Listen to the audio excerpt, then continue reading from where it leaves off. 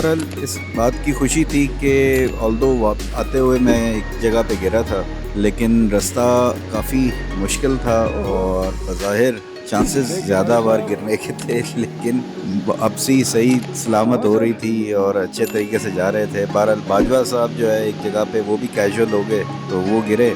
मगर आने वाली थी एक बड़ी डीप किस्म की जो वाटर क्रॉसिंग है, और शाम के टाइम पानी का लेवल थोड़ा बढ़ जाता है और तेज़ भी हो जाता है, तो वो भी जहन में चल रहा था यार कि वो सही तरीके से हो जाए।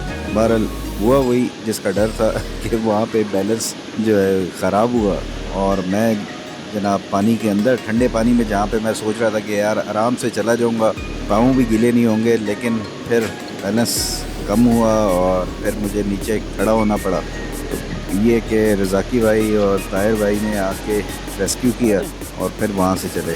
तो क्लीन रिकॉर्ड मेरा तो ज़्यादा देर तक रह नहीं सकता। बहरहाल उम्मीद करता हूँ कि आपको आज का व्लॉग पसंद आया होगा। नेक्स्ट व्लॉग में फिर मुलाकात होगी। अपना ख्याल रखिएगा। अल्लाह हाफ़िज़। पाकिस्तान जिंदाबाद।